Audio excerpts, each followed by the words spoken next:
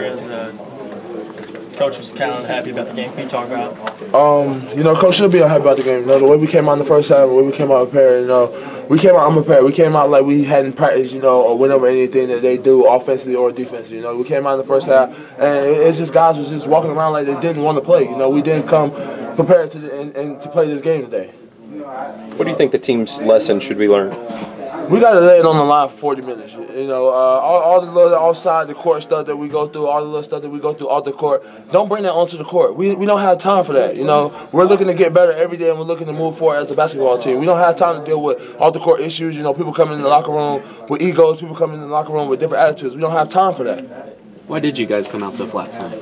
Like I said, we wasn't prepared to play. You know, we weren't ready to play. When the ball was tipped up from the beginning of the game, we think, oh, this is just UNC-Wilmington. They're just going to lay down for us. We got to get that mindset out of our head. Nobody's going to lay down for us. Everybody's going to come in there and give us our best shot every night.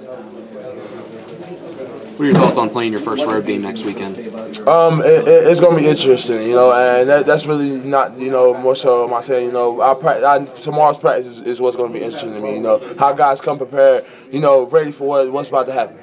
Montrezl, where do you think the ego and all the stuff creeping in, where do you think that's coming from or originating from? I don't know. You know, I can't really say where it's coming from. I don't know how my other teammates think off the court, you know, but wherever it's coming from, we need to let it go. We don't have time for it. You know, we're working to do something special. We're working to build something special, and we can't have to keep taking steps back. We're having bad first halves, you know, with not being prepared to play once the ball is tipped up. We can't have that, because if we come in doing that with a team not taking anything from UNC-Wilmington, but a team as Kentucky, a team as a Duke, a Syracuse, we come out flat and not ready to play against them, we're going to get beat. So what's the solution to that? We got to be ready to play once the ball is thrown up in the air. That's just the only flat line to it, you know.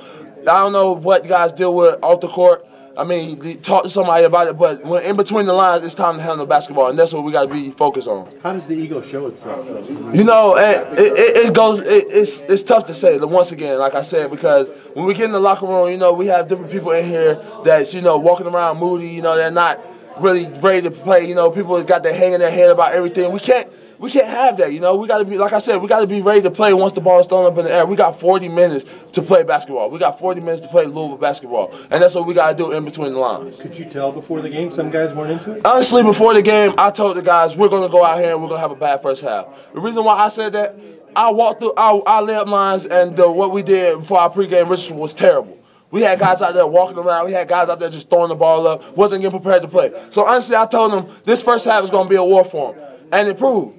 We came in up 32-24. It proved, you know, so it only comes out what you put in. You know, so we got to be ready to play when the ball's thrown up in the air, and tonight we weren't ready. Was there a little self-satisfaction to get you to beat Indiana so easily? I mean, maybe it was with some guys, you know, but I don't know. I'm not that type of player. I come and bring it every night, you know, so I feel like if I come and bring it every night, I feel like my teammates should do the same exact thing, you know. And like I said, when the ball's thrown up, all we have is 40 minutes to play basketball. Play Louisville basketball. That's all we have. How do you as a captain address that? How do you as a captain address that with your team? When I come in the locker room, I don't take nothing off myself. I don't take nothing away from myself. When I come in here and holler at everybody, I'm including myself in there. I came in here and told the guys, it's time to look ourselves in the mirror and blame the person that's in the mirror. Stop looking to blame everybody else around you. That's including myself. So when I come in the locker room, I'm not just coming in here looking to just yell at my teammates or just, you know, trying to pick out and point who's doing bad. I put myself in it just as long way because these guys are my teammates. So when me coming in the locker room as a captain and yelling to get on them, I'm hoping they take it better for me as to what's coming from the head coach.